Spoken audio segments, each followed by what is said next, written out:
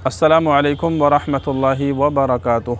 आज की ये वीडियो हमारे उन बहन भाइयों के लिए है कि जिन्होंने रमज़ानुल मुबारक के रोज़े किसी वजह से नहीं रखे और वो किसी वजूहात की बिना पर रमज़ानुल मुबारक के रोज़े नहीं रख सके, तो फिर उनके लिए क्या हुक्म है, उनको क्या करना चाहिए, उनको कितना फ़िदिया देना पड़ेगा।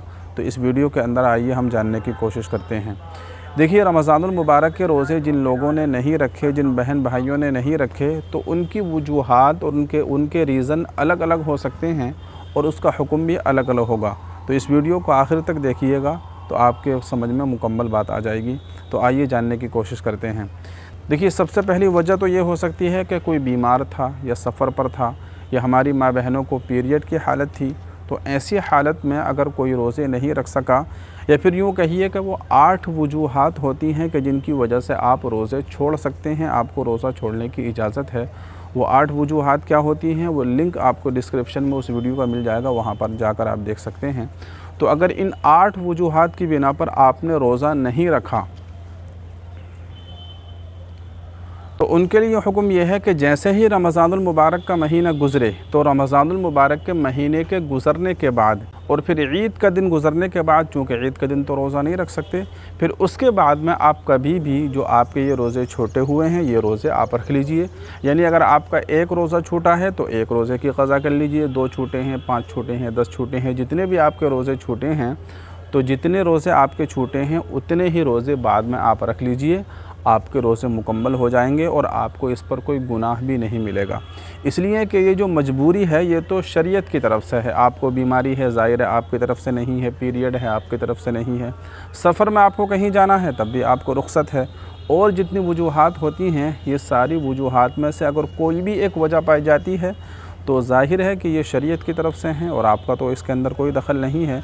तो इंशाअल्लाह अल्लाह की ज़ात से उम्मीद है कि आपको इस पर कोई गुनाह नहीं मिलेगा और पूरा जो सवाब है वो आपको हासिल हो जाएगा। और दूसरी सूरत यह है कि कोई ऐसा मरीज़ है, जैसे मिसाल के तौर पर शुगर के मरीज़ होते हैं या और कोई बीमारी हो जाती है कि उनको हर 2 घंटे के बाद, हर 3 घंटे के बाद दवाई लेनी होती है और डॉक्टरों ने यह कह दिया है कि आपकी ज़िंदगी इसी तरीके से चलेगी। अब आप कभी भी ठीक नहीं हो सकते और आपको हर 2 घंटे बाद, 4 घंटे बाद, यानी कि दिन में कई मरतबा आपको दवाई लेनी पड़ेगी।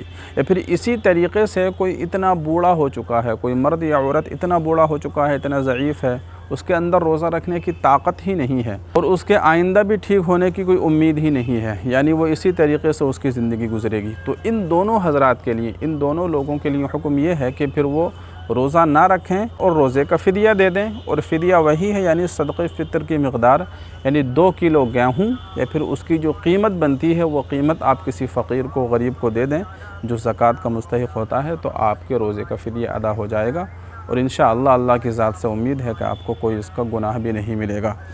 तीसरे लोग वो हैं कि जिन्होंने जानबूझकर रोज़े नहीं रखे। बाज़ मर्द हज़रात ऐसे होते हैं कि वो जानबूझकर रोज़े छोड़ देते हैं, यानी ज़रा सा कोई काम आया, ज़रा सा आपके सिर में दर्द हुआ या ज़रा सी कोई प्रॉब्लम, परेशानी हुई तो आपने रोज़ा छोड़ दिया। तो बहुत सारे ऐसे काम करने वाले होते हैं या बहुत सारे ऐसे मुसलमान होते हैं कि बस रोज़ा रखने की उनकी आदत ही नहीं होती, मिजाज ही नहीं होता, तो वो रोज़ा रखते ही नहीं हैं। तो फिर ऐसे लोगों के लिए बहुत ख़तरनाक बात है। पहली बात तो यह है कि उन्होंने बहुत बड़ा गुनाह किया है रोज़े को छोड़कर। हदीस में आता है कि जो बंदा रमज़ानुल मुबारक का जानबूझकर एक रोज़ा छोड़ देता है, तो अगर वो ज़िंदगी भर भी रोज़ा रखेगा तब भी उसका सवाब हासिल, जो बरकत है और जो सवाब है वो उसको नहीं मिल सकता। तो ऐसे लोगों के लिए हुक्म यह है कि फ़िदिया देने से काम नहीं चलेगा, बल्कि उनको रमज़ानुल मुबारक के बाद में रोज़ों की क़ज़ा करनी पड़ेगी।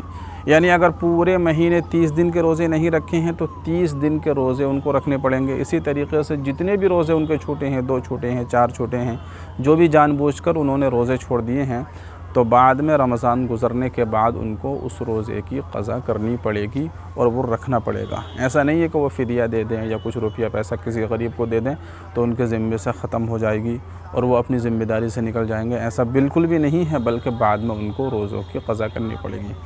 तो जिन लोगों ने रोज़े नहीं रखे उनकी कंडीशन अलग अलग हैं, वो मैंने आपको सारी कंडीशन और सारी बात मैंने बिल्कुल आपको अलग अलग बता दी। तो जिन लोगों ने रोज़े नहीं रखे, जो भी उनकी सिचुएशन है, जिस कैटेगरी में भी वो आते हैं, वो अपने आप को देखें और अगर उनकी हालत ऐसी है, सिचुएशन ऐसी है कि रोज़ा नहीं रखा जा सकता तो फ़िदिया दे दें और अगर हालत ठीक ठाक है तो फिर बाद में उनको रोज़े की क़ज़ा करनी पड़ेगी। तो उम्मीद करता हूँ कि ये वीडियो आपको पसंद आई होगी। तो इस वीडियो को अपने दोस्तों के साथ भी ज़्यादा से ज़्यादा शेयर कर दीजिए, और ख़ास तौर से वो दोस्त के जो आपके रोज़ा नहीं रखते, उनको इस वीडियो को ज़रूर शेयर कीजिए। दुआओं की गुजारिश है। अस्सलामु अलैकुम व रहमतुल्लाहि व बरकातुहू।